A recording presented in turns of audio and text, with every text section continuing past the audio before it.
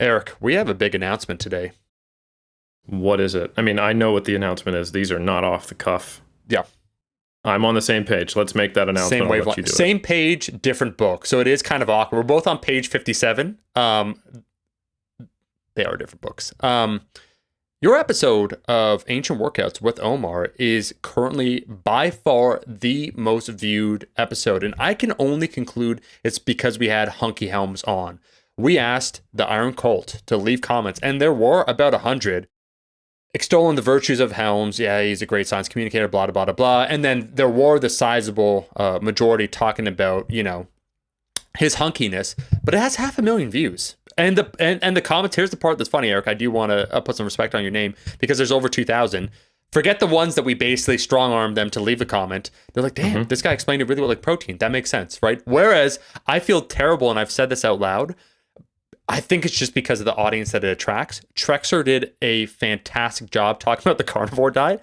The vitriol that he experienced, Eric, is absurd. Where they're like, he's not even a real doctor. He's like, oh my God, as soon as he mentioned fiber being important, you lost me or whatever. I was like, this is the world we live in. So yeah, I think it has much less to do with me doing well and more to do with Eric making the mistake of on a mainstream audience saying things that are scientific. She just can't do. Eric, you spoke to the people, and that's why we are men of the people ruling atop the pyramid, where you said protein, like building muscle, and they're like, oh, got my interest. And Trexler's like, carnivore diet. Okay, so here's the thing about it. It's a deeply held value that he challenged, and people don't like to be challenged. You knew how to, kind of coalesce what you wanted out of them. Like, you want protein, right? You want to build muscle. And like, oh, yes. And you're like, they didn't have access to a lot of protein. They're like, it's like, but you do. And they're like, oh, okay, right? Like, you knew how to speak the language, so you didn't have to compromise on the fidelity of information. Whereas Trexler was he was that dude just tearing up the tenets, atop a proverbial pyramid. Yeah, I co-opted the Liver King's audience, and he inflamed them, which is... Exactly. You don't want to do that, all right? Eric, they're looking at you chanting, he's one of us, one of us. You're like... And I definitely am not, but yeah, I'm fine with not having 500,000 views of people hating me. And Trexler... what else can you expect? Right. Yeah. He was given the layup, and he's just like, what I do with this? And he punted it with his leg, which tends to happen sometimes. Yeah, I just think it's great because he's just recovering from his vitriol from the vegan community after going after Game Changers. Right. And now he's gone right to the other side, and he was like, I didn't get enough abuse. Yeah. I need to now attack the carnivore diet, which is amazing because it really leaves... Well, I'll be 100% honest with you. It really leaves only the sane people left to follow him. So Trexler is truly now just preaching to the choir. Yeah. So he was trying to purge his audience of any pretenders, and he was successful. It might come with death threats, angry DMs, guys challenge your masculinity by posting a shirtless photo of themselves, those types of things that we've all experienced, unfortunately. I think I did tell you that story, Eric, about one of the dudes that said I didn't lift and then kept posting progressively, and this was a serious account, shirtless photos of himself that then evolved to him being in a towel. Anyways. I needed to show you who was boss. That's just how I felt about that situation. Hey, someone learned something. But speaking about Eric ruling atop the pyramid, we're basically defending the honor of science and your existential crisis over the last several years, because I understand we do have a monster episode today. I think we're going to need to define some of the terms early on, just because we're talking about autoregulation, we're talking about individualization, we are talking about load management, velocity-based training. There's a lot of nuance in there. I do think, Eric, there are a lot of interesting questions where, to some, if you're to ask, hey, autoregulation, individualization, are they synonymous? And they say, yeah, like one is an aspect of the other. Like you use autoregulation, load autoregulation to help individualize a program, and it kind of stops there, and that's kind of the proverbial period there.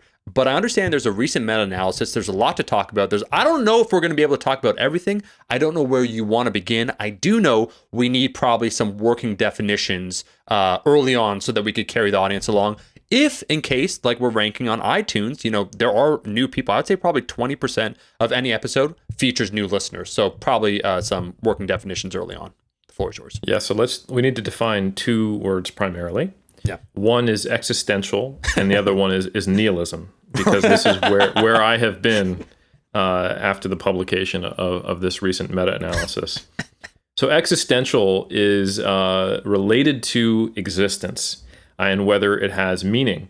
And nihilism is a certain interpretation of existence that it has no meaning. So this is where I was. I had an existential crisis leaning towards nihilism because a recent meta-analysis, which is a conglomerate of studies. It's a study of studies, if you will. It's a statistical analysis of all the studies that meet an inclusion criteria on a given topic, found that there was no significant difference between load autoregulation and percentage-based training. So now we're going to get into part 2 of our definitions. Autoregulation is the idea that a variable or variables in a resistance training program automatically adjust based upon your current state of readiness or recovery, typically gauged on performance or your perceived performance capabilities. So an example would be of a type of study compared would be a study that is using a percentage 1RM based training protocol versus a study that is using a velocity-based protocol, okay? So the way velocity-based training works, and I'll explain this very simply, if you put 70% of your 1RM on your back and you did that set to failure, your first rep would be fast, your last rep would be a grinder, right? However, whether or not 70% is actually 70% today varies day to day. We all have good days, we all have bad days, and there's so many factors it's potentially not even worth listing them all as to what could influence how strong you are on a given day. So essentially think of it this way. Your 1RM changes day to day, probably plus or minus 5% in a regular state, and then training is going to increase it, fatigue will decrease it. You know, if you're doing a good training program, you're going to push yourself down and then it'll rise back up to new heights. So when you say do quote unquote 70% of 1RM, your first or fastest rep in terms of its speed, its velocity, will change day to day. And that means that sometimes you're training with 65% of 1RM, sometimes you're training with 75% of 1RM, even though what you're using and putting on the bar was the 70% of your measured or estimated 1RM that you started the program with, okay? So velocity-based training, what it does is hey, instead of a 1RM test that we did back in the day, we did what's called a load velocity profile, in which we actually have a tracker which measures bar speed precisely, and we actually understand what velocity your 70% of 1RM is achieved at, regardless of whether you could have been stronger or weaker that day, because it's actually always the same. So people have a very reliable profile from basically like 90% of 1RM and down that at whatever load is 70% or 80% or 85% or 65% of 1RM, if you're putting your maximal intent to accelerate the bar, it'll be that same speed. So we'll use an example, and let's say you're trying to train at 80% of 1RM, right? And, you know, in your load velocity profile, you calculated that that's about 0.45 to 0.5 meters per second, right? So instead of just choosing 80% of a 1RM test that you did back in the day, in velocity-based training, you would change the load until you got to something where your first rep was in that range, and that is what you would do, say, 6 reps with, instead of 6 reps at 80% of 1RM. So that's a objective form of load autoregulation using velocity to inform the load you choose on a day-to-day basis, okay? The other type that is most common in the literature, and this is actually what I did my PhD on, is an RIR, so repetitions in reserve. Basically, how many reps left do I think I have at the end of a set? RPE-based training protocol. So RPE is a rating of perceived exertion. This just means subjectively, how hard did that feel? And that is anchored to RIR. So to keep it simple, I'll just call it RIR-based. So this is people estimating how many reps from failure am I? So for example, instead of saying, hey, we're going to do 3x8 at 75% of 1RM, you might prescribe a lifter, hey, I want you to do 3 sets of 8, and at the end of those sets of 8, you want to be 2 to 4 reps from failure. And I want you to choose a load based on your logbook, how your warm-ups felt, your intuition, and your experience today that you think will result in that. And then after that first set, you can gauge what was your repetitions in reserve, and if it was outside of that 2 to 4 range, we can either increase the load or decrease the load to make the next set closer to it. Okay? So that was one of the two comparisons in this meta-analysis. And before we get into defining what individualization is, I just want to kind of introduce this meta, which is going to be the starting point of this conversation, Omar, but I think we're going to go probably in a lot of different directions, to be honest, because I think there's a lot to discuss, and it's going to come back to some of the roots of why we're even interested in this concept. So anyway, shout out to Landon Hickmott. He was recently on the podcast, recently, in the last quarter of episodes, you could say, with Ivan Jukic. They're both PhD candidates studying similar things, basically how do we improve resistance training prescription. And Landon has done a lot of work on velocity-based training as well as RPE. And he just did a meta-analysis, which was published, called The Effect of Load and Volume Autoregulation on Muscular Strength and Hypertrophy, a Systematic Review and Meta-Analysis. And that just came out in January last month in Sports Medicine. So well done. Great job, and big shout out for doing it. And they did a fantastic job. And I'll be reviewing it in detail for Mass and coming out, I think, right around the time or shortly after this episode drops on more. So you can read all about it if you prefer that to a verbal medium where it's only part of the conversation. But anywho, that's the meta-analysis that sent me into this this nihilistic state of existential crises. So it is titled Load and Volume Autoregulation. So the other primary comparison they did was versus percentage-based training compared to velocity loss thresholds, comparing velocity loss thresholds to one another, or doing just reps to failure. So you're probably saying, Eric, what's a velocity loss threshold? I didn't listen to that episode with Landon Hickmott. And I'm going to say, don't worry, I'll tell you. So let's say we're going back to that example where you're using 80% of 1RM, and that first rep is supposed to be between 0.45 and 0.5 meters per second, which is not what it's supposed to be. I'm just pulling this out of my hat, which it is not an unreasonable velocity at that load for someone. But let's say you were prescribed a 25% velocity loss threshold. What the hell does that mean? Well, that means that you're seeing a 1/4 or 25% drop in velocity from that first or fastest rep. And that is when you rack the bar and stop, rather than doing a predetermined number of reps, okay? So in a comparison of different velocity loss thresholds, you might have one group doing a 0%. So you do as many reps as you can before you lose any velocity, which might only be 1 or 2 in most cases. Or you have a group that is doing 20% or 25%, or a group that's doing 40 or 50%, which means most of the sets might actually end in failure. They might drop too far below that to even complete a rep. Or you might have a group that is doing as many reps to failure versus a group that's doing 20%. So let's go back to this example of a 25% velocity loss threshold. Let's say that first rep, it was right smack dab in the middle of that range, 0.48 meters per second. So if you lost 25% of that, so if you got to say 0.36 meters per second or lower, that's when you'd rack the bar. And this produces a change not only in the number of reps per set, but also the proximity to failure. So the only thing is a minor quibble that I would disagree with in the title of this meta-analysis.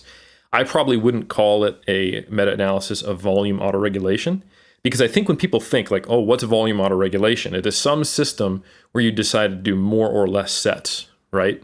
Not always, or maybe more or less reps, but you think of it as something where you're manipulating just the variable of volume, like what's my total amount of work I'm doing? And if I wanted to study this effectively, just volume autoregulation, quote unquote, I would need frequency and load and proximity to failure to be fixed while I manipulated total work, right? That's the intuitive thought when you hear of volume autoregulation. But when you're comparing different velocity loss thresholds, like I said, it's comparing, let's say, a group that did 20 to 25% velocity loss. That's roughly doing half the number of reps you could in a set, compared to a group that's doing 40% velocity loss. They're doing almost all of the reps in a set, and sometimes they are hitting failure, probably slightly more than half the time. So that's basically comparing someone, let's say we're talking about a set at 75% of 1RM. That's someone doing, 5 or 6 reps at 75% of 1RM, so to like a 5 or 6 RPE, to someone who is doing 9 or 10 reps, so like at a 9 or 10 RPE.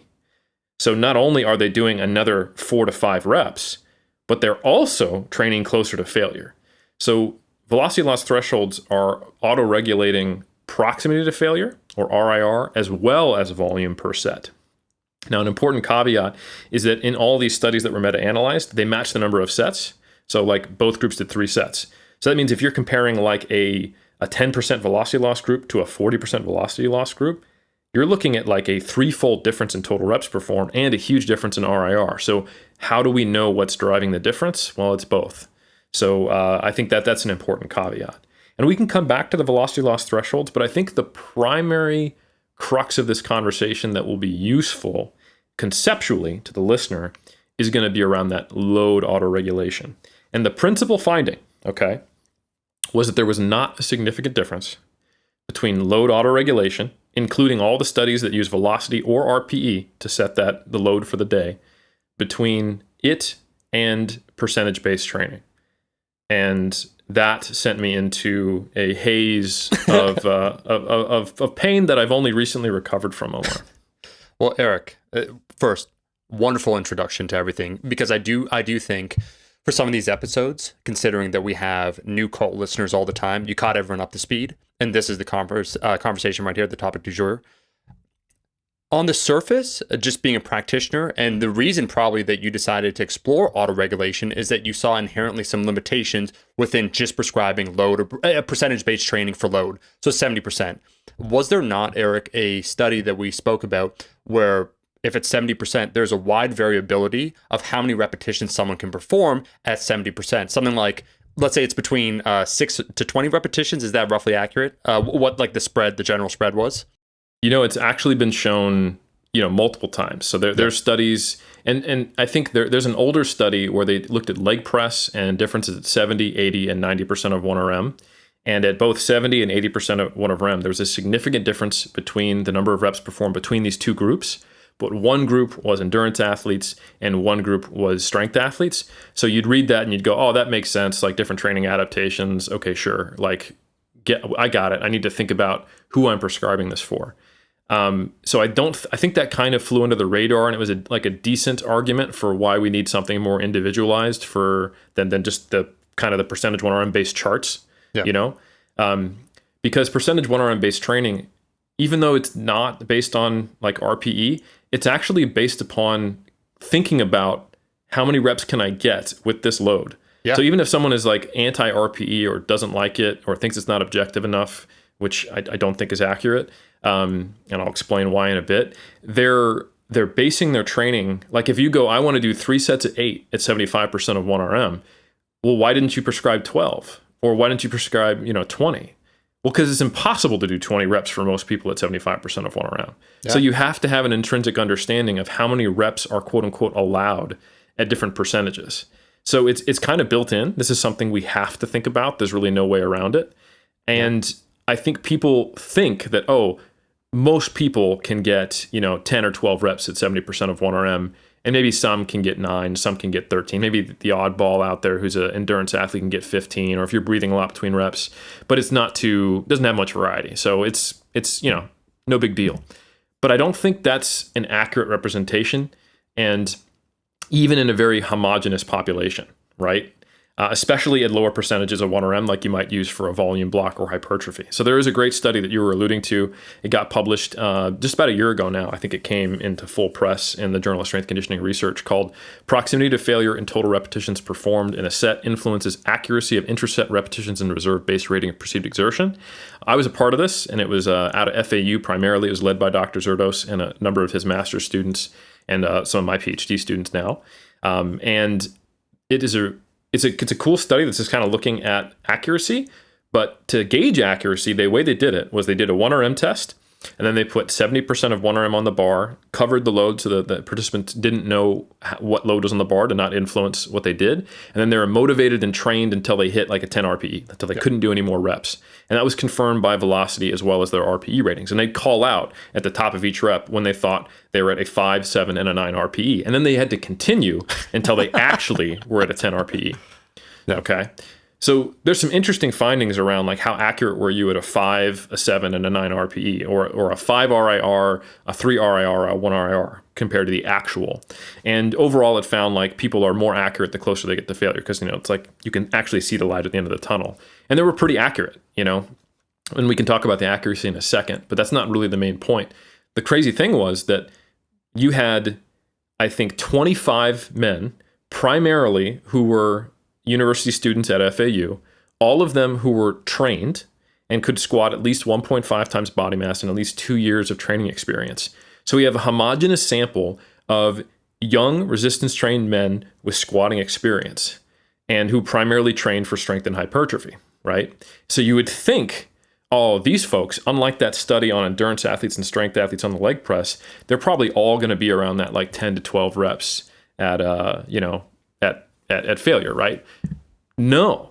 If you looked at the full spread, not just the mean, there was a range of 9 to 26 reps at 70% of 1RM, and these trained college-aged males. Yeah. So that means when you prescribe that 3 by 10 at 70% of 1RM, it will be literally impossible for some people who are on the far left of that bell curve, and it will be at a RPE 2 for all 3 sets for others, and probably won't even give them anything of a training stimulus except for like cardiovascular adaptations. So I think that's a really important concept. And however, what I will say that your assumption was actually incorrect about was that is not the motivation for why I did my PhD. And I think this is kind of what saved me from a full-blown nihilistic psychological breakdown, Omar.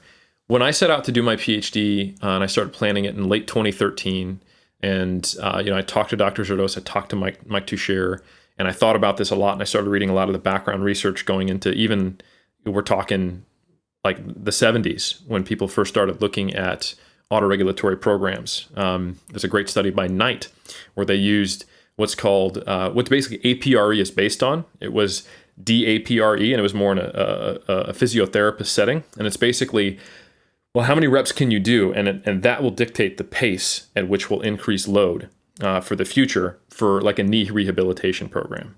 And that was some of the first indications of an individualized load progression, which is associated with kind of an RPE-based model where, you pick load on a day-to-day basis and you progress at whatever rate you can in the context of that program. So anyway, I go back and I start reading stuff going all the way back to the 70s. And the rationale for why autoregulation is an interesting concept, big picture, and autoregulation is not just restricted to RPE, right? There's a ton of ways that you could autoregulate. Any system you can conceive where we are trying to change training variables based upon your current status is autoregulation. So autoregulation is essentially a application of the principle of individuality, right? So individualization, we'll get to that now, is the simple idea that people respond differently from one another to the same training program, and they will respond differently to themselves on a day-to-day, week-to-week, and month-to-month basis, depending on what's going on.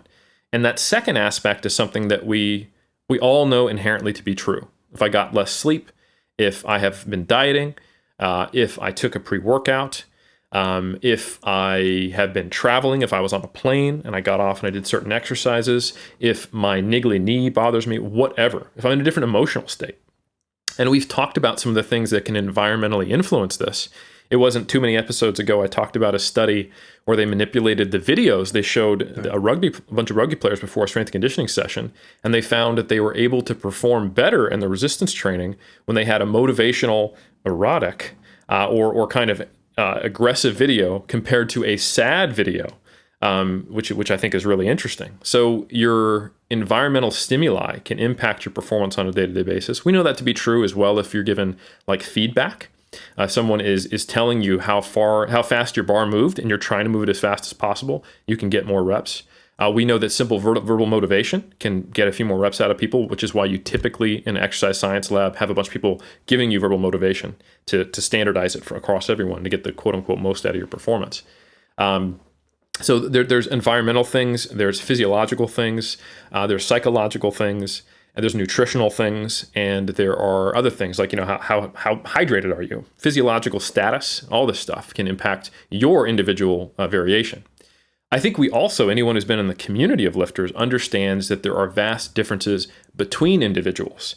Like the first time Andy Bolton deadlifted, the story goes that he pulled 500 easily.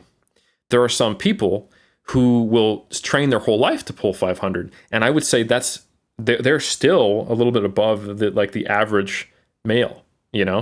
That's like, you're in the one quartile above the mean. Andy Bolton is just like 10 of them above you, So we know that there are differences between individuals, which means our response to training, it can be quite different. So we know that you aren't always the same as you on a day-to-day basis. And we know that you and him, or you and her, or you and they might have a very different response to the same training program. And not only that, and here's where it gets really interesting, and where I think this is where the true allure of autoregulation is, that if you get it right or wrong for someone, that can result in vastly different outcomes, okay? So let's talk about just like, I'm kind of talking about this anecdotally. I think everyone understands this. These statements are true because they've seen it before their very eyes, Omar. But let's talk for a second about the scope of individual differences. So there's a classic paper that I think came out in 2005 by Hubble and colleagues, which really set out it's probably one of the most cited studies on individualization. And it is specifically done to characterize the variability in both hypertrophy and strength gain after resistance training. So this is Hubble 2005, fantastic study, and it's a landmark study because they had nearly 600 participants, okay? So they had over 300 women, over 200 men, and what they had them do across 8 different training centers was they had them train with unilateral bicep training, so basically bicep curls on one arm, and they tested their 1RM strength and the change, and also the size of their biceps with MRI, which is basically the gold standard and very hard to actually have access to of the actual cross-sectional area of the biceps brachii. So how big was your bicep at the start? What's the most you can curl on one arm at the start? And then after 12 weeks, which is actually a relatively long training period, how much could you curl and how much size was there change in your bicep? And there was a range in these nearly 600 participants of either losing 2% of their muscle size, and this is after training, or gaining almost 60% of an increase in the cross-sectional area. And then 1RM strength gains were from nothing, so no change over 12 weeks of curling in your 1RM curl, to adding 250% to your 1RM on curls, which is pretty crazy. So obviously, if we were to report the mean in a normal study, you'd look at it and be like, oh, that's pretty standard. They gained 15% size and, maybe 80% increase in their strength. And untrained people over 12 weeks, yeah, I could see that. But I think means sometimes make us think that the responses to training are much more homogeneous and much less variable than they actually are. And this is just a great study where they didn't report the means. I mean, they did, but they also reported the full spectrum of changes. And I think that is really telling. And some people look at this and they think about, responders and non-responders. Some people actually didn't gain any size or strength. But I think really what's happening is that the specific program used in that study for some people was extremely effective, and for others, it was completely ineffective.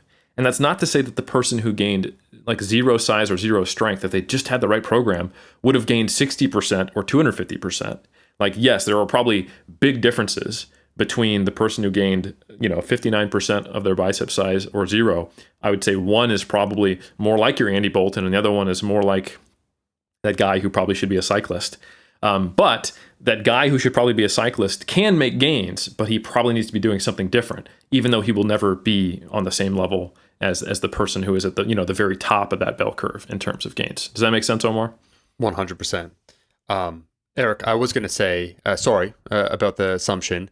I would put forth, and do you agree with this, that the desire to try and explore autoregulation then was born from your experience being a coach, where you saw that there were certain limitations from a almost exclusively top-down, rigid approach. So like just load management, here's what you're going to do. Your feedback basically doesn't matter. And we're talking now the exploration of individualization with autoregulation being a component of it. I'm not trying to jump the gun on the meta-analysis. It's like when you read me the headline, and we're talking about this before we started recording, not the red flag, but being a coach and seeing how people respond. It's like, being prescribed a load versus, autoregulation, either velocity-based training or like RPE, it's like not necessarily a significant difference. I'm like, Now in practice versus what we're analyzing here, is that necessarily so? But would you say first, before I go on, that part of your desire to explore was born from all your time spent coaching people and in that system, like kind of assessing things? Absolutely. And my own experiences where, for example, I've talked about it anecdotally numerous times. I was plateaued on bench press for years and exploring within the normal range of what was considered typical programming and even aggressive programming. Nothing. Basically the my day-to-day variation strength, I never gained or lost any more than that. So you could argue, like from a scientific perspective, from basically '06 to, because I benched 320 in '06, all the way up to 2012. The most I benched was 325. Right. And I wasn't even the same body weight. Like I'd gained weight when I hit 325. However, since then, I've gotten up to a 363 bench at that same body weight where I benched 325. So what happened after an early phase plateau? Because at 2006, it was only 2 years into my training. So I had my newbie gains, and then I just was stuck for literally 10 years before 2016, 2017, when I changed things to the point where I started making some rapid gains. And, where did these 40 pounds come from after a decade-long slump? They came from me doing something that was informed by my observations and going, you know what, I don't get sore, I don't get beat up, I can bench with more volume and more frequency, and all these other variations and all the things I'm trying to do and bands and chains that everyone else seems to be working for, that ain't working for me. Let me try some different things. And once I started doing things like higher volume, higher frequency training on bench press, and then intermixing that with more frequent singles, it unlocked it unlocked my intermediate gains that I made, a decade late. And so that experience was not isolated to me. I had also coached 300-400 people at this point, and I had seen that repeated multiple times. And that when I systematically, as a coach, tried to figure out what was the formula for them, I could take someone who was plateaued and help them, make progress past the point where they maybe thought was possible for them. Not always impressive, for the gram, but impressive to where they were. So you're 100% right that really I made the fatal error that I think most charlatans sell you on, is that I was bought in on the potential of autoregulation because of the theory behind individualization in my experiences, but I didn't really think about I wasn't, my PhD was on RPE, but in my mind, it was on individualization. Right. So I was sold on the promise.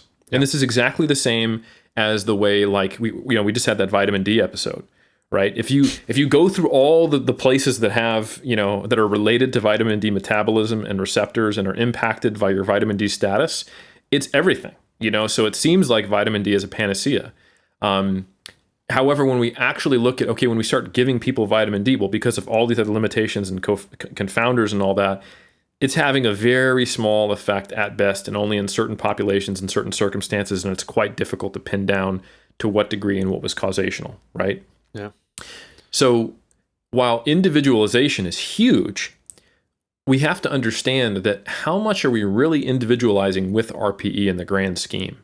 And it's probably a lot less than we think. And that's the seed I'll plant before we come back to it and talk about, what should we have expected and what do we find in this meta-analysis, and maybe why I shouldn't have had an existential crisis, and kind of where that leads us now. So, Eric, yes, sir. Real quick, because I want to get right back in. You planted so many beautiful seeds to the meta-analysis and then that dovetail topic of individualization. I just want to say quickly that I do think the genesis behind both of those things are similar. Like your need to explore outside of what was the established norm at the time for your bench press that did prove it led to fruition of you hitting a huge PR after 6 years of stagnation. I could 100% relate. I think one of my potential critiques of using load for clients isn't actually in the tool of using said load. Is the rationale used by coaches that believe either one, they know best, that a rigid approach where, I've heard this on the gram as an example that you're not the exception, you're the rule, so to speak, where you think, oh, there's like this spread. Yeah, there's a distribution for any quality, any human trait, but you think you're this person that needs some sort of magical formula. And I think there's an openness within individualization under the big umbrella of it that leads to the possibilities of finding a better fit ultimately. And so if you only prescribe load or you're using that tool, you might be you're trying some sort of objective measurement, because to your point, when you say eight reps at 70%, there's a certain amount of theoretical work you think the user is going to be doing. You're thinking basically the proximity to failure for them is like, they're almost like 3 reps, like RIR at 3 is what it would translate to. So it's a certain amount of work, a threshold that is being done, but you're thinking you know better, top down, over a long period of time, this is what you should do, versus kind of like teasing out what that looks like. And that's what makes, to me, being a defender here, I want to hear now all about this meta-analysis, the whole concept of velocity-based training. We have a velocity profile for someone, so you can accurately describe what are they doing? Like, what is this quality of work? Because simply using a load, like a one size fits all, or you're assuming a certain amount of work,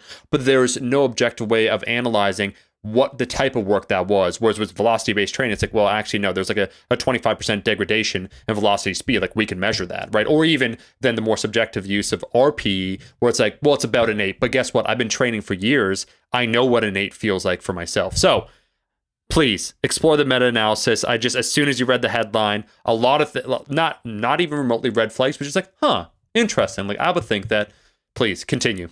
Well, let's go down that rabbit hole just a little bit, because I actually find the psychology of people's reaction to specific forms of autoregulation very interesting. Because a lot of the people who basically would rather use a percentage 1RM system than RPE, that bothers them, like because of subjectivity, but would actually really like velocity-based training. Sure. They would, like, if they had to choose, I think their knee-jerk reaction would be, well, ideal would be velocity, but if I couldn't use that, I'd use percentage 1RM.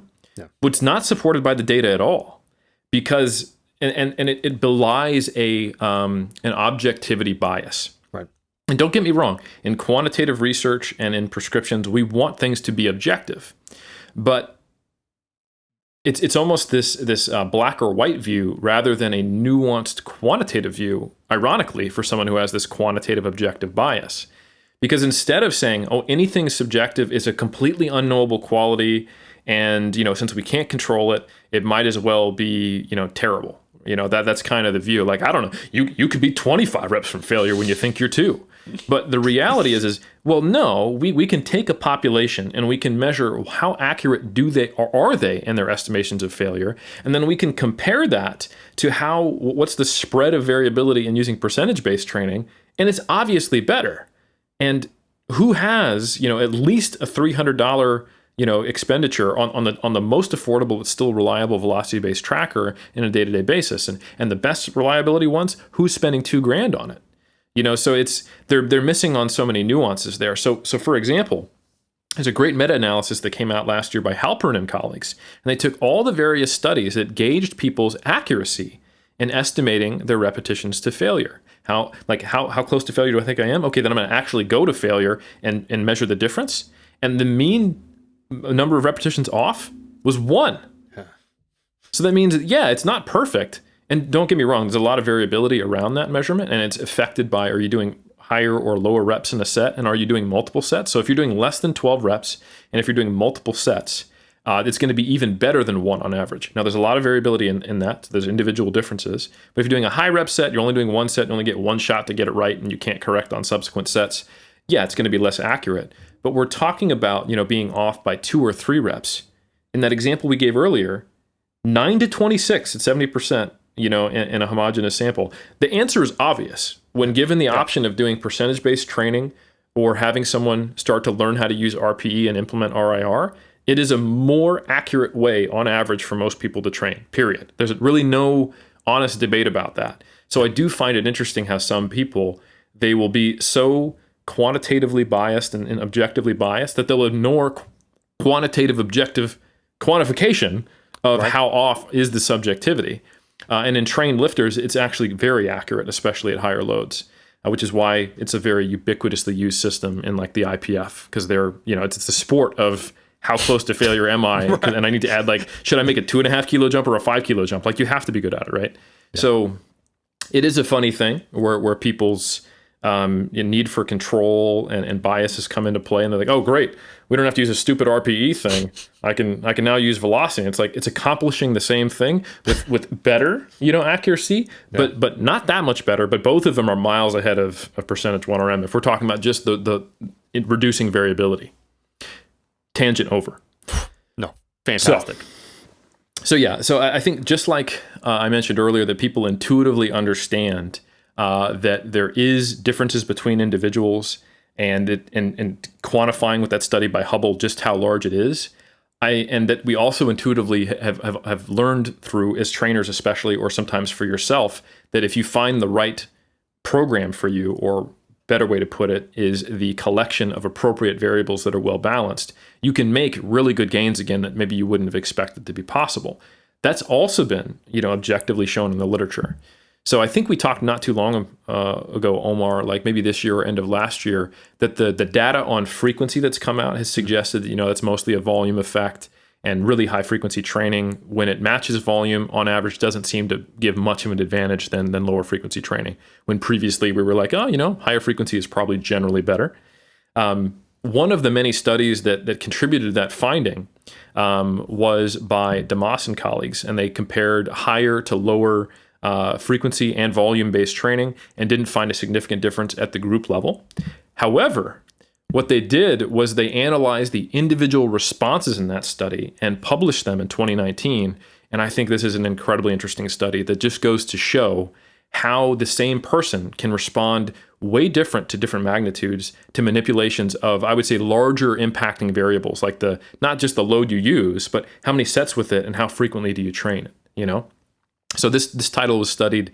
This study was titled, Individual Muscle Hypertrophy and Strength Responses to High versus Low Resistance Training Frequencies. And the cool part of this study is they used a within subject design. So Omar, what a within subject design is that one of your legs or arms is assigned to one protocol and the other is assigned to the other. So you get to match all of those things that make differences between people apparent. So instead of comparing, Andy Bolton to the guy who should be a cyclist, now you're comparing Andy Bolton's right leg to Andy Bolton's left leg. And to be clear, Andy Bolton was not in these studies. This is just an example. Okay. He's our favorite guy, though. Got it. Big shout out to Andy. All right. So in this study, what they did was they had people do 3 sets to failure at 80% of 1RM on a leg extension.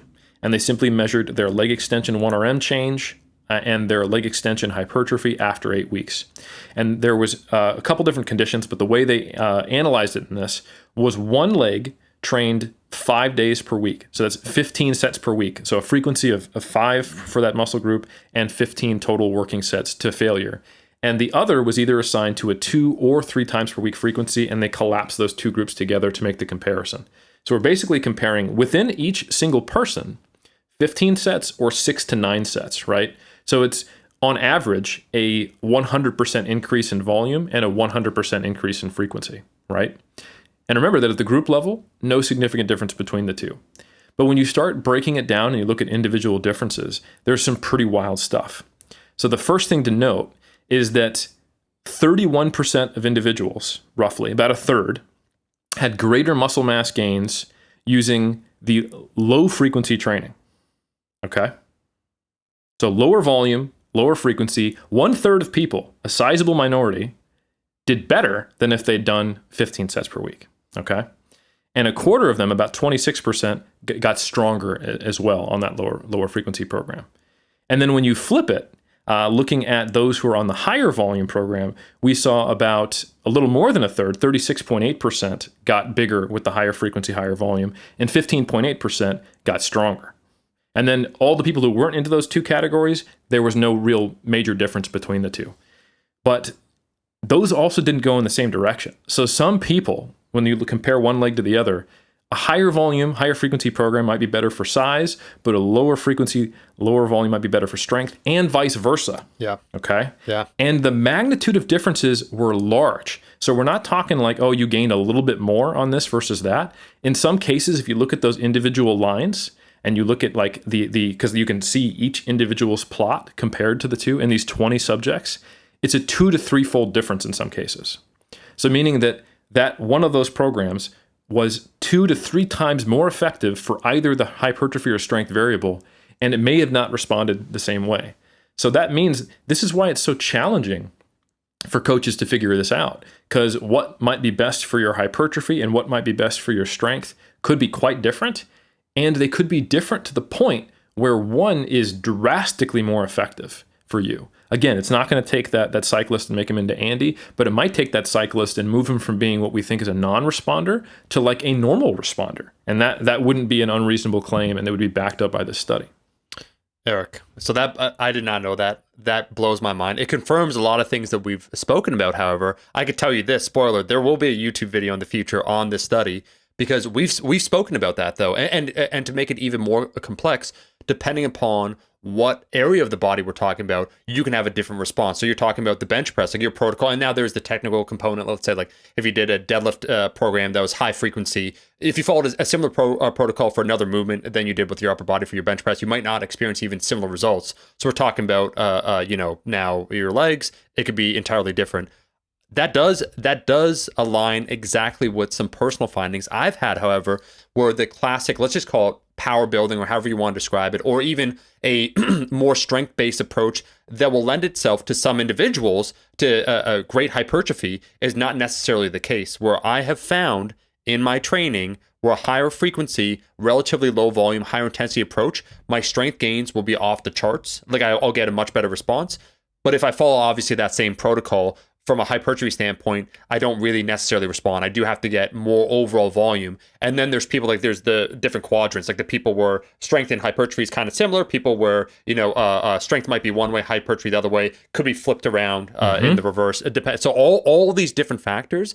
And then once again, when we talk about what area of the body, we're like, as I said before, now we're talking about movements where that's a specific quality on top of that. So it's not just muscles moving in 3D space. We're talking about the, the example of doing something. So strength being, performance. So on the bench press, I can bench press any which way, and it does seem to go up. On the squat, it seems to be much more specific in terms of how I approach it. More skill dependent. And you keep just going down that rabbit hole, and you really do discover. I think it opens up not an existential rabbit hole, but people. How would I say this, Eric? Once you start exploring some of these options, and I think that was really great when you said about the quartile, the distribution, and our boy Andy Bolton, who is the proverbial example in this episode, where, yeah, he's maxing out, he's already doing a lot better. It's about trying to find wherever you are and seeing whether or not you can manipulate the large-scale variables that make a difference in order to get a little bit more results. And once you start opening up that rabbit hole, such as yourself with the bench press, where it almost took thinking outside of the box, in quotations, from the established norm to get results, it actually provides to me a lot of, it's frightening in the sense that you might not be doing what's working well. So you have a temporary loss of control, and you have to understand it might be years and years of experimenting before you discover what works for you. But then I also feel it's ultimately liberating, the concept of individualization, where there is that stone left to be unturned. We're Mike Teixeira now in that existential cave, but we know that underneath some of these rocks, there's going to be nuggets of gold here. We might not have explored every single capacity. Just initial thoughts, but that did blow my mind. It's a really important thought, because what you just got to there at the end was we currently can't know if there is that, post newbie phase gains that you have yet to make. Because it is true that autoregulation is less important. Individualization is less important for novices. It's not unimportant, but we do have some studies, and not always necessarily in resistance training, showing that attempts at individualization are less effective for novices. And that's because everything is a novel and significant stimulus when you've never done it before. But how do you know you actually had your intermediate phase? If you've been just totally off base for you. So that kind of perspective is maybe an optimistic take on it, but it is not an unreasonable one at all, that there could be finding the right combination of variables. And not in a hyperbolic, crazy way where it's like, oh, I had to do 5s, not 4s. But probably, bigger picture things like my overall stress load balance I could handle was more or less than I ever thought. Like I've been kind of chronically overtraining for this muscle group, or I've been chronically undertraining. So that's probably what we're talking about, not just like, oh, I had to do triples. It's magic, right. It's not that. The secret were 3s. Yeah, exactly. Although Ripito will tell you it's 5s. Right. But another way to look at this as well is if I wanted to sell autoregulation to you like terkesterone, right? I would start with that study by DeMoss, right? And I would get you excited by the idea that if we found the right program for you, you could get 2 to 3 times the strength and or hypertrophy gains, right? And that's not a false statement. Just like it's not a false statement to say something like, vitamin D is metabolized in muscle, bone, this and that, and look at these correlations and see how important it is. And if I give you vitamin D, you can expect that. That's where I've now said something that's untrue, but I've leveraged your emotional status. And I did that to myself for my PhD. So I leverage my own emotional attachment to my own findings with individualization, the research on individualization, as well as the potential of what individualization could mean. And then I went, okay, well, I need to study a method of individualization, and that's autoregulation. And I kind of superimposed them on one another. Sure. But here's the thing that is not true about that study by DeMoss. They did not predict that would happen. And they didn't know beforehand that those people would respond better to that program versus the other for one way or the other. There was no prediction. They couldn't know. This was a retrospective analysis, right? Meaning me selling you that autoregulation can get you 2 to 3-fold greater gains based on that study is not true. That's just simply not the case. We know that if you can find something that is better for you, it could result in better gains in something that's worse for you. Yeah. How do we find it?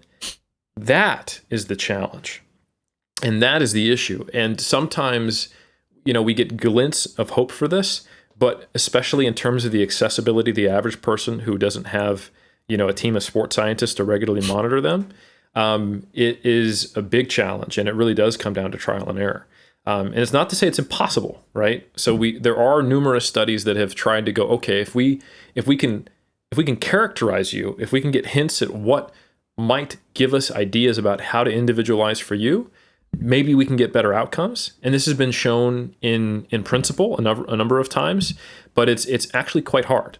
So there's a great study in 2016, which kind of looks at more traditional sports-based periodization by Jimenez Reyes and colleagues, titled The Effectiveness of an Individualized Training Based on Force Velocity Profiling During Jumping.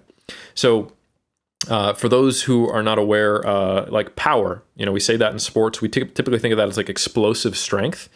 That's impacted by how quickly you can move and also how much force you can generate. So your profile of power, if you will, could be more velocity dominant or it could be more force dominant, right?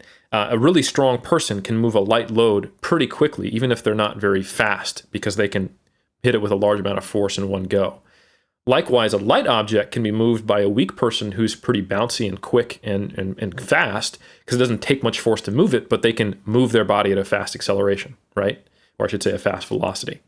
So that means that if we can identify on your force velocity curve whether you are more force or more velocity dominant, and we train the weaker characteristic, theoretically, that might enhance your overall ability to jump in this example. And that's exactly what they found. The people who were given an individualized program based upon their specific force velocity profile were able to get better results from a jumping protocol compared to those who got a standard one. So this basically says like, oh, okay, cool. Some of the principles of periodization are not just always train strength before power, but assess your athlete. What do they need? Do a needs analysis, and that is likely to help them. So not very applicable to like the average, iron culture listener who just wants to be maximally strong and big. But from like a sports perspective, this is something that coaches would be like, well, of course, and that makes sense. And I want to know how they did that.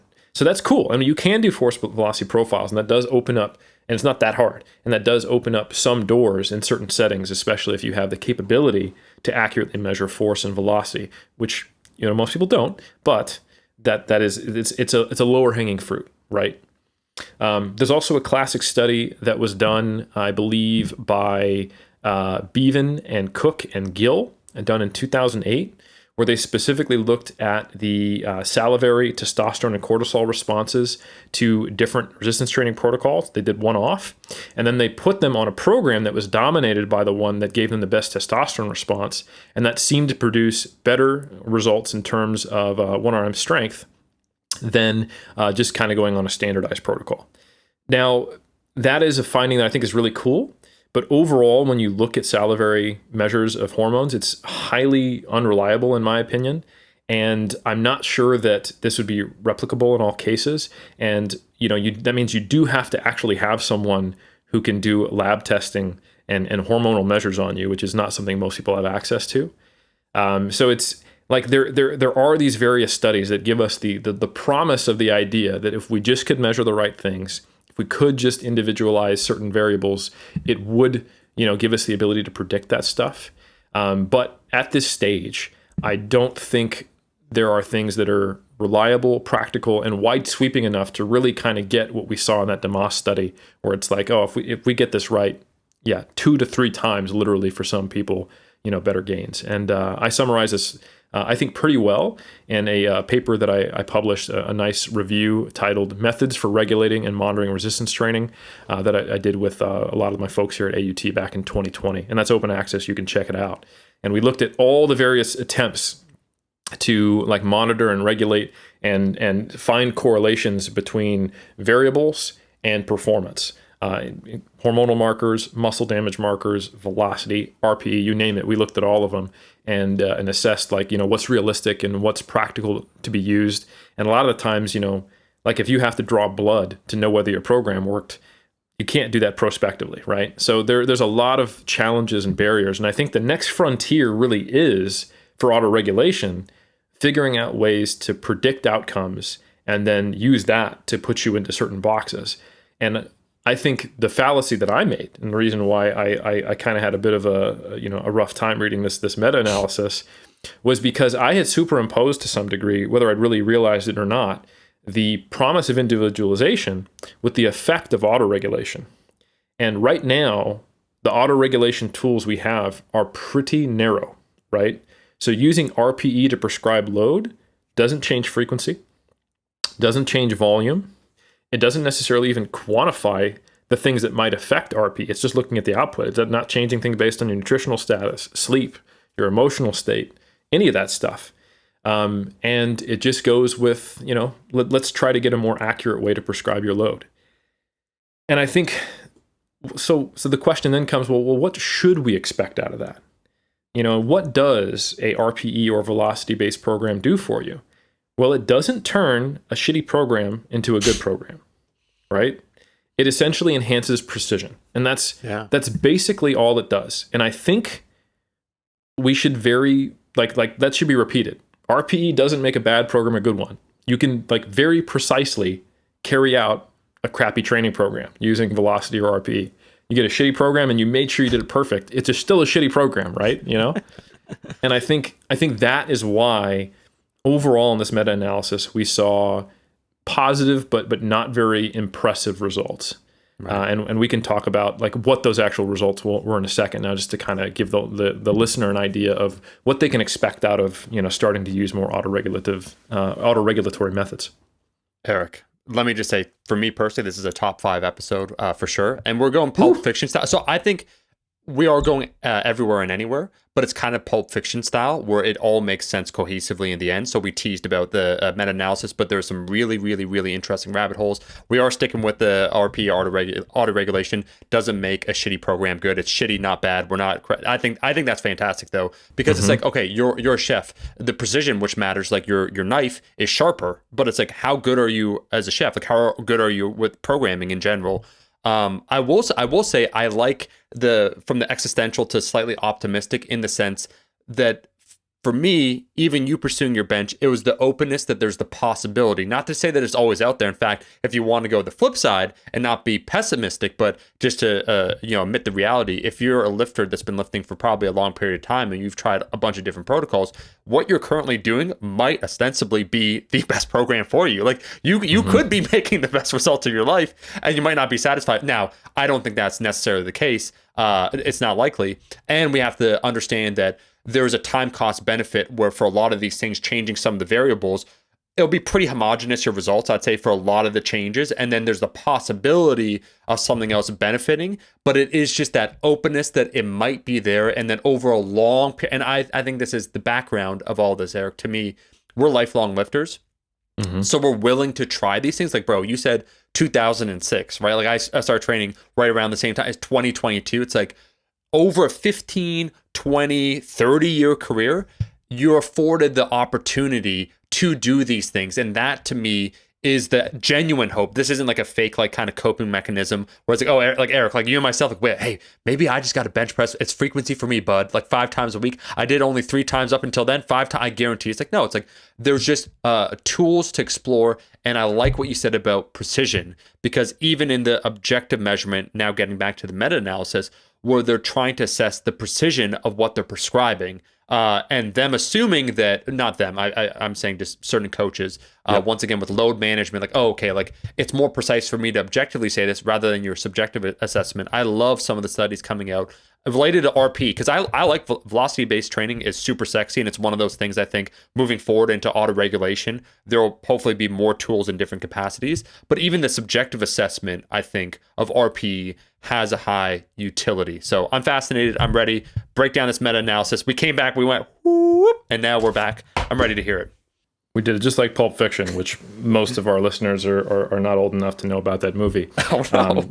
But it was the first time a story wasn't told in a very linear fashion. Isn't that amazing, kids? Thank you, Quentin Tarantino. He invented non-linear storytelling. Wow. He did. It was the first time ever. And they're like, was he in Avengers? And we're like, oh, we really lost Eric. That's when we really were like, oh God, we're being hopeful. He probably was. Yeah. He was just in the background.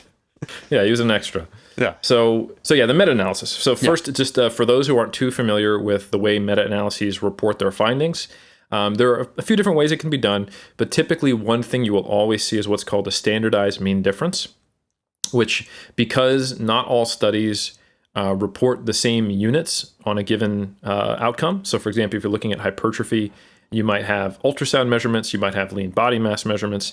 You probably shouldn't combine those two if one's looking at muscle thickness and lean body mass, but oftentimes you're collapsing different comparisons. So kind of the default thing that you would do is look at the standardized mean difference, which basically looks at the relative change in the mean compared to the standard deviation or the variability, and then gets a collapsed score.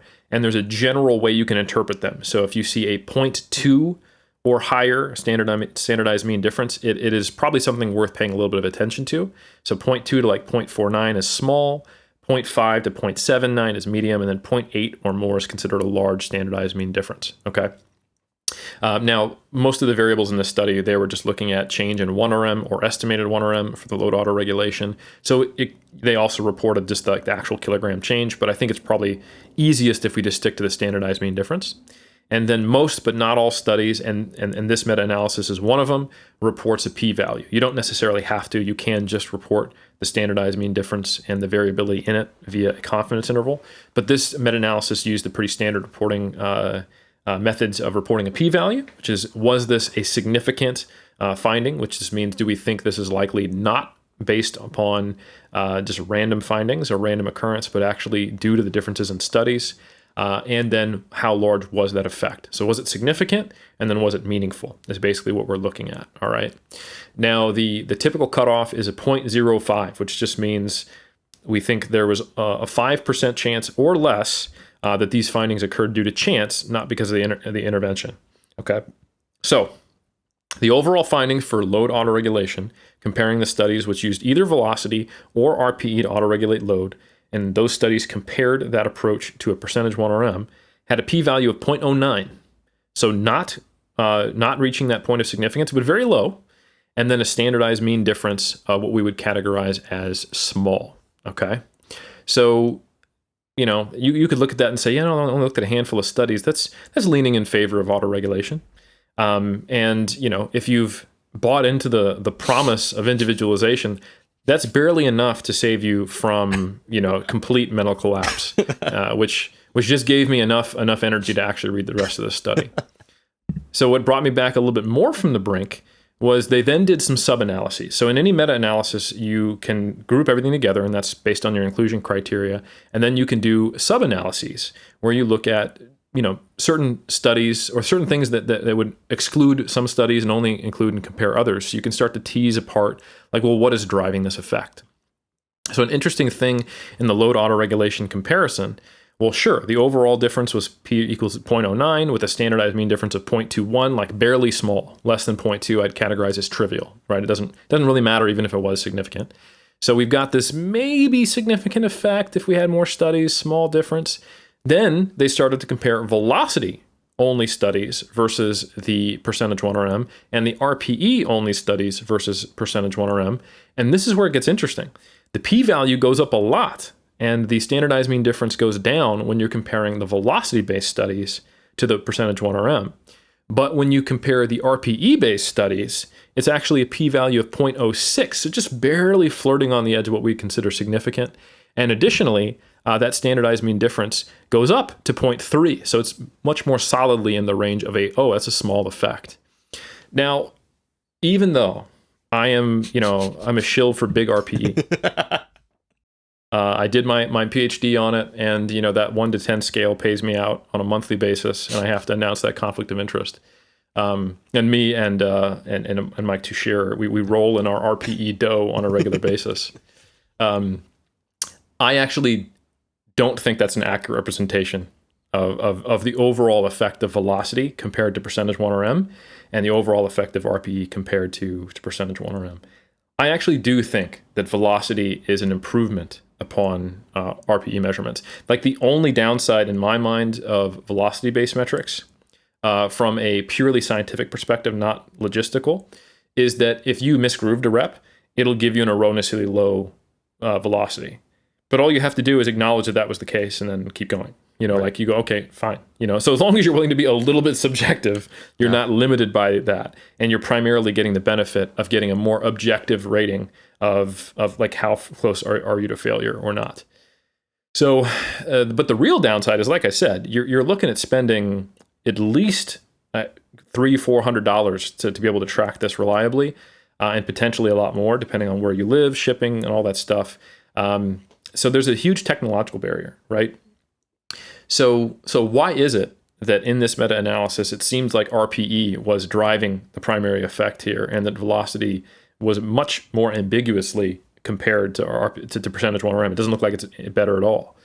Well, another sub-analysis they did was looking at studies that were 8 weeks or longer and studies that were under 8 weeks in length. And this was the exact same finding, 0.06, standardized mean difference of 0.3, as the comparison between RPE and percentage 1RM. Why?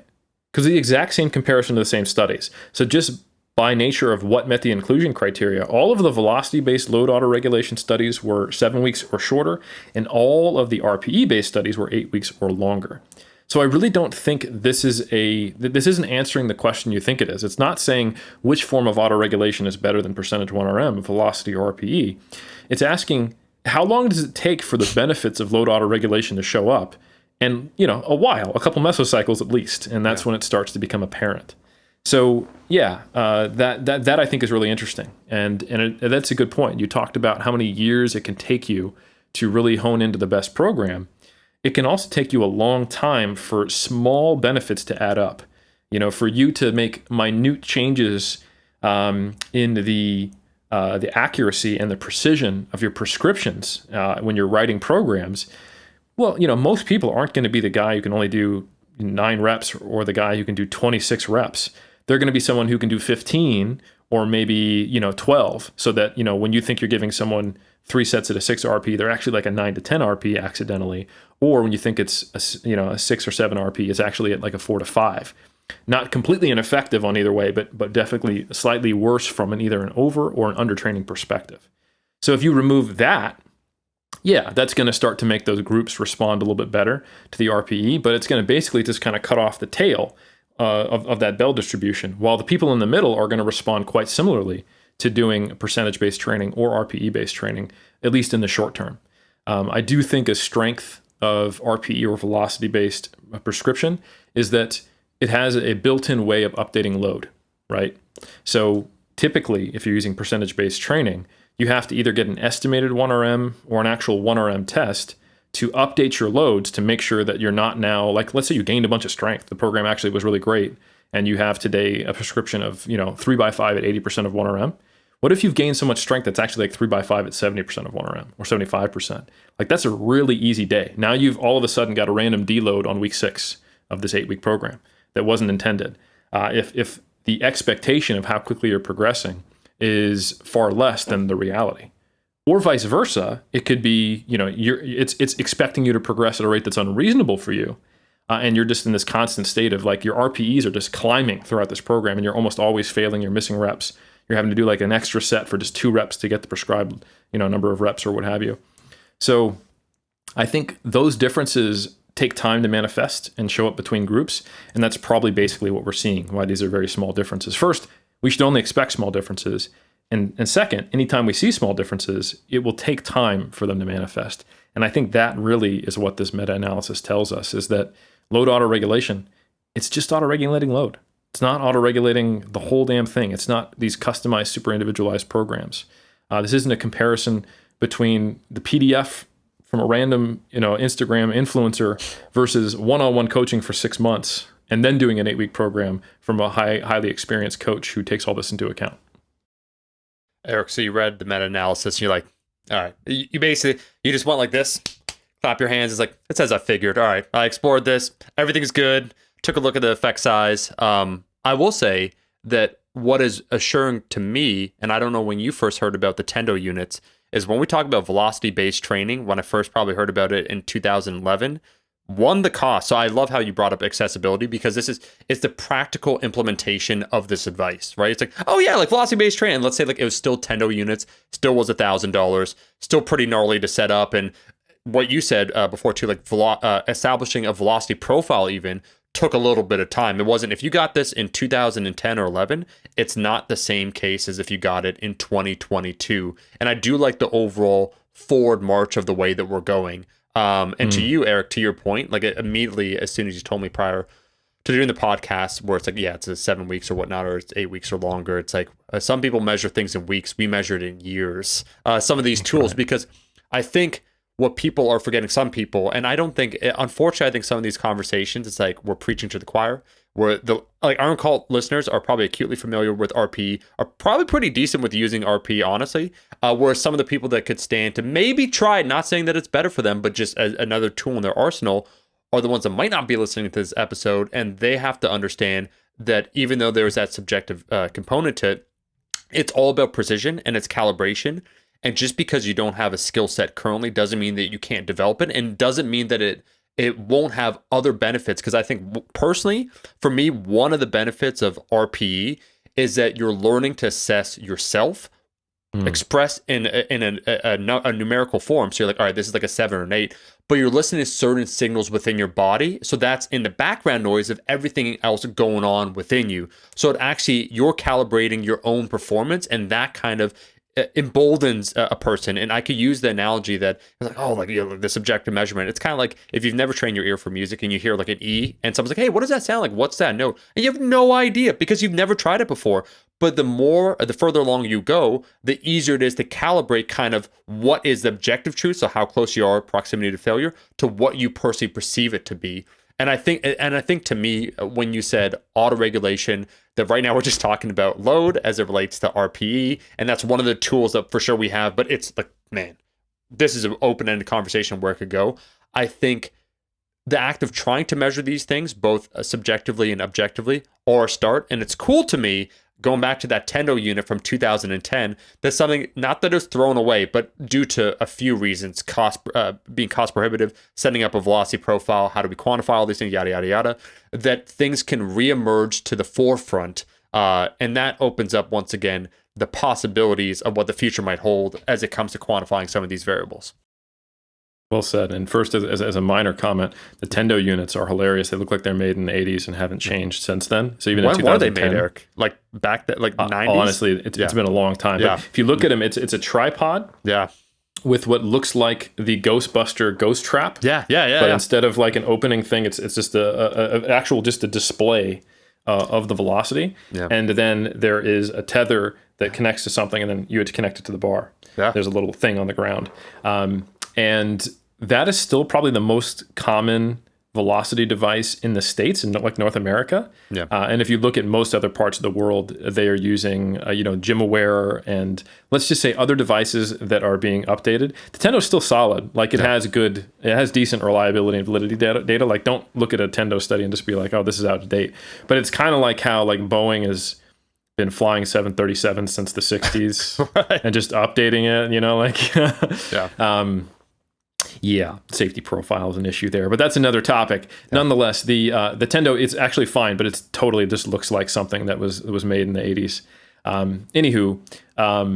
Yes.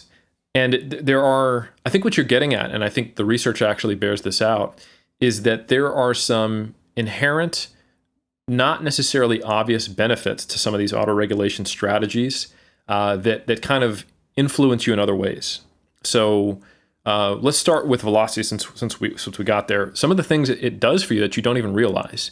And one of the reasons why I think it probably will outperform RPE in most cases, even if someone is like really good with RPE, is that when you do a velocity-based study, for that relationship between velocity and load to remain constant and be strong and reliable and valid, you have to instruct the person to move the bar with the maximal intent to accelerate it.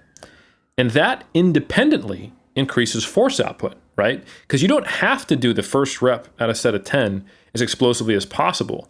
Typically, what you'll see if you just leave a person to their own pacing is that they will increase their force output as they get more fatigued to maintain a more or less constant velocity in the set, and then they'll grind it out at the end. Yep.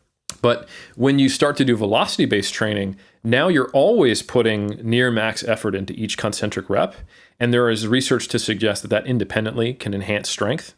The question is, should we always be doing that? That probably also enhances fatigue. So if you go in and you do 3x6 at 70%, and you just really are trying to smash each rep, you'll probably be more fatigued. And if your intention was that for that 3x6 at 70% to be like a recovery week, maybe that's not ideal.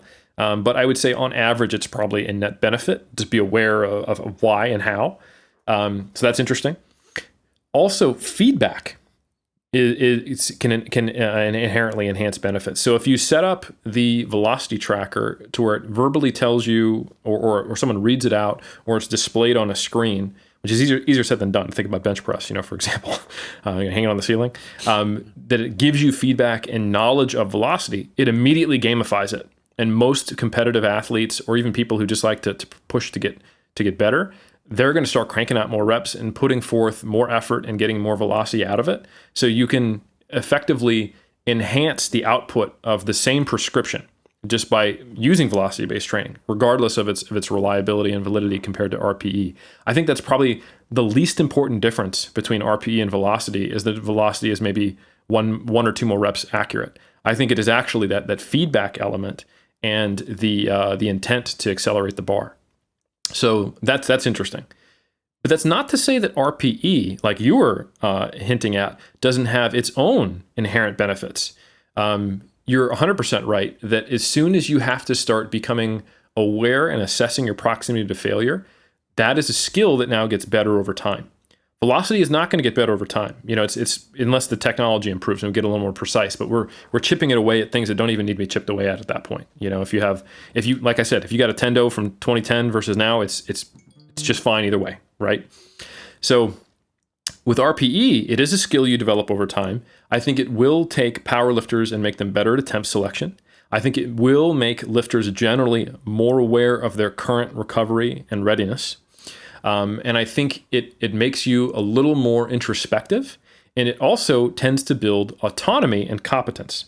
So, if you have a top-down approach to prescribing load with your athletes, and if you just do the thing of giving them an RPE, all of a sudden, it's not these commandments coming down from on high. It's a commandment coming down from on high for you to figure something out. So it adds an element of involving the athlete in the process and giving them some choice, which actually is known to enhance performance. So I mentioned Halperin is the one who did that meta-analysis that quantified accuracy of RPE. Halperin's done a fair amount of research in this area. Israel Halperin is a really great researcher, and he did a study on, I believe, kickboxers a few years back, where he had either a fixed combination of punches that were done into an instrumented bag and measured the force and velocity and power outputs that were done into it, or giving them the option to do that combination in whatever order they felt best, saying, you know what, you're the trained kickboxer, not the researcher. You probably know how to make this combo most effective. And in fact, that's exactly what they found when they gave these trained kickboxers the autonomy and the choice to decide the way they wanted to put this combination together. We saw greater kinetic outputs. And we've seen a similar thing, study by Rausch and colleagues that our good guest and colleague and friend Chris Barakat was a part of, where they had auto-regulated exercise selection. And they took these trained lifters and they said, hey, we can either do leg press on Monday, squat on Wednesday, and then a leg extension on Friday, or each day you can choose which one of those you want to do for your quads. And they had a similar list and selection value for chest, back, all that. And we saw greater hypertrophy and strength gains when they got to choose. And it's not to saying autoregulation is magic and better. It's to say that when you give athletes who have knowledge of their body, their training experiences, and they you know better than anyone else where you're currently at if you're paying attention. Even an experienced coach, they can tell you some things that maybe you can't see because they're objective, and that's a great collaboration. But you don't want to leave out the most useful tool, an accurate tool. The only person living in your body is you, and just not leverage that information. And when you do, the research suggests generally as a concept that seems to aid things. So that is one thing that I do think RPE kind of implicitly and hard to quantify does bring to the table. It brings a level of awareness and interoception that velocity doesn't necessarily. And that said, those can both happen. You can think about, okay, well, velocity isn't feedback necessarily. Velocity isn't necessarily the coaching to move as fast as possible, but they result in those things. Likewise, RPE isn't necessarily autonomy or competence. How do I get autonomy and competence and feedback and motivation into a program? And maybe I'm going to use RPE or velocity or both or neither one or not. But those are some interesting side benefits. And I think that's why it extends a little bit beyond what kind of the more controlled research can necessarily uncover. Eric, we have not only averted the existential crisis, we have reaffirmed what the iron cult is all about, which is kind of, that's one of our tonics, if I'm being honest, with iron cult. It's like, we take you into the deep water. We say, like, does any of this really matter? And we give you a very plausible explanation behind it. And we say, don't worry. We grab onto your hand. We pull you back onto the raft. We say, you're rowing because, of course, we're atop the pyramid. Like, that's your job. And then we take you back to, shore. That is essentially what happens. But I will say, to me, some of the most intriguing benefits, and when you said about velocity-based training, especially gamifies a great word for it, because I'd say competitive competitive athletes, but definitely competitive strength athletes, they like to gamify things. And let's be honest, for all of us, like, what are we? We're over a decade into our training. You're probably going to be using similar loads, right? Like throughout a lot of your training. And maybe you might have a 5 kg, 10 pound PR in a year or what have you. So being able to quantify something that gives you like a backboard to base off, like, oh, okay, like that was that speed. Okay. And that's what I normally do. But wait, I'm going to make this look better, because you're not thinking to yourself, oh, I'm showing up. Oh, I feel tired, this and that. It's like, well, this is the number I hit before. Oh, that's that little objective marker once again, just like having 5 more pounds. It's like, how do I make 400 pounds at, whatever, a certain threshold more exciting? Oh, well, let me compare it to what I did before. And I think being able to compare a similar load or the same load with a new metric probably could inspire people, invigorate them in sessions that would otherwise feel relatively mundane. And to your point, it's all about maybe another aspect of individualization. It's all about what motivates someone, or what are some of the tools that would be most profitable in their arsenal. And to actually like swing back, not to load, and I joke with like top down, it's like, no wonder it came from the Soviets, like no surprise. But there are certain people that like to remove autonomy from themselves completely. Like the concept of not even doing it for themselves, where they're part of a community, or like, this is my coach, and what they say, they're the authority figure. And this is like, I like to be told basically what to do.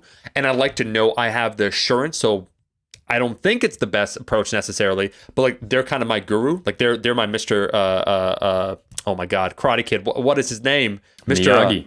Miyagi. Thank you. He's my Mr. Miyagi. some people could benefit from that, and maybe that's their personality type. I think most people it'd be the other way. But it is a certainly interesting conversation to find out what are some of the things that increase, obviously, buy-in, enjoyment, commitment, longevity, all these unspoken variables that are kind of underneath all of it. Because if we just focus on the end result, is when I joke about it and you joke about, because man, we're once again a decade plus in lifting, where you see, and it's not a bad thing that they drop off, but you see lifters stop before they reached their peak, whatever that could be. And I think that's kind of like, that's maybe one of our tonics to me, and that's an aspect of the openness, is that we're kind of trying to reach higher and higher in anything that we endeavor to do. We want more in whatever capacity. So strength, hypertrophy, conditioning, it doesn't really matter. It's like what will allow us to enjoy the process, to stick with it for a longer period of time, and then ultimately get a little bit better results. That's well said, man. I don't have a ton to add to that. I think that's a really good summary, and kind of looking at how it connects to the mindset over the long term. I think that's great. One little caveat I do want to throw out there is, I mentioned that this was a meta-analysis of both load and volume autoregulation, and we didn't really cover the volume autoregulation. Yep. Maybe in the future, if we can get Hickman on back again, we can talk about velocity loss thresholds in more detail. I think that'd be good. But I also don't think that is a critical element of this meta-analysis. The findings are relatively clear. Like, if you do higher velocity loss thresholds where you're going closer to failure and doing more reps per set, it's probably going to produce a little more hypertrophy in a vacuum compared to less. Sure. Likewise, the opposite is going to produce more strength, probably because you're a little less fatigued and you're only doing reps where you're putting out more force and you haven't yet slowed down. And those differences were also small, but notable and significant. So, yeah. Eric, let's assume that Landon's not going to listen. Shout out to the University of Saskatchewan. Listen to this episode. We invite him on in good faith, and then you just absolutely proceed to dump on him. And you're like, yeah, so I want to talk about this meta-analysis. And he's like, oh, you want to talk about load? He's like, no, dude, I want to talk about the volume section. How dare you put out a meta-analysis that doesn't paint autoregulation in the most positive light that is only able to paint it that way if you were to completely misrepresent the results and fake the data. Next time you better fake that data, Landon. Did you learn nothing from... Did you learn nothing? But I'm never going to get this payoff from big RPE now. I think that should be a reoccurring joke. Big RPE, where it's like big pharma or whatever people want to say. It's like man. That big RPE. It's like they told you. It's like there was this neoliberal that approached Eric in like 2007, and he heard 3 letters that changed his life forever. RPE. He's like, I can only count to 10. Right. That was the start of it. It fits my biases. And I think if I want to give you a small $1 million loan to kick off your academic career. And I said, I honestly don't know what $1 million is going to do for a study that only requires me to show people a piece of paper that's listed to 1 to 10. And he said, you know what? Just invest it in crypto anyway. And I said, okay. And now you're a trillionaire. And now, I mean, it's not $1 trillion. It's $1 trillion like crypto bucks. I'm not even really sure if it's worth anything or, and it keeps changing day to day, but I feel rich. Eric, that is a side tangent that I won't go too deep down. But basically, you don't want to go down the crypto side tangent? I'm really surprised. I feel like it's perfectly in line with our mission statement. So what's amazing is, while knowledge is absolutely, as we said before, domain specific, you can notice certain gaps, obviously, in critical thinking. And one of them is that it not to dissect crit, because people are like, oh, like it's open access. Like I'm not about to dissect that. All I'm saying is the people talking about it are basically the equivalent to what we see in the fitness space of the guys saying chicken breast, tilapia, broccoli, and brown rice, where it's based on nothing. Like it's nothing about nothing. Omar, there are only influencer bros scientist equivalents in the fitness industry. In every other sector of life, right, the loudest voices with the best marketing are always also the most informed people. And I think people, if you want to learn anything about life, is that there is nothing to learn from lifting outside of lifting that you can apply to anything else. And that's what Iron Culture has always taught you. Eric, hey. So I know you're joking. That's beautifully said though, because we're deriving meaning from lifting that like everyone else is like, bro, it's just fucking lifting. We're like, no, there actually is something there that I truly do believe though, because you do notice what you said about individuals working with coaches, using RP, getting more in touch with themselves, and understanding, like giving them a sense of power and that responsibility. Man, and that's why I'm joking when you first say, "Hey, this meta-analysis we could talk about," and you're like, "Yeah, what are the findings?" And you broke it down. I said, "Well," or I was like, "Well," like that sounds intriguing. It's like, but I like RP, velocity based. Wait a second here. It's a very interesting conversation, man. So I just want to give the floor to you before we wrap it up. I think you wrapped it up neatly. You brought up volume. Not we didn't cover the meta-analysis. Definitely why I landed on. We're not going to sandbag you, bro. Don't worry. Like that was definitely a joke. We won't do the gotcha journalism where Eric's just going to appear on. So what you're saying is, he's like, well, no, and Eric's like, right. So what you're actually saying is, yeah, I can't promise that I won't eviscerate you for going against our god and funder, big right. RPE, but yeah. I will do my best to hold myself back, and I know that Omar will keep me honest at the very least, Landon. If you do make it on, of course, I know you're also busy and doing a PhD, so if you can't make it on, that's all good. Then I can attack you while you're not here, which is actually my preference in general. So. Yeah, and Eric, lastly, that's where you're actually incorrect because you're my boy. It's like whatever Eric says, I'm ready to jump on that. He's going to say something positively unscientific, but just to save face about something that wasn't even an issue, but we decided to like pigeonhole Landon. I'm going to agree. I'm going down with that ship. So I'm not. You thought I was your check and balance system where they talk about the economy, political system. I am neither. Okay, I am the chaos fire that's there to like just whoosh. No balance, all checks, and we cash them.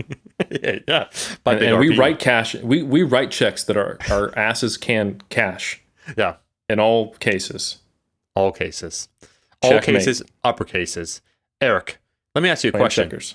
Did you say checkers? I don't know what I'm saying. Go ahead. What's the question? Where can people find you? People can find me defending autoregulation with nothing left to defend myself with.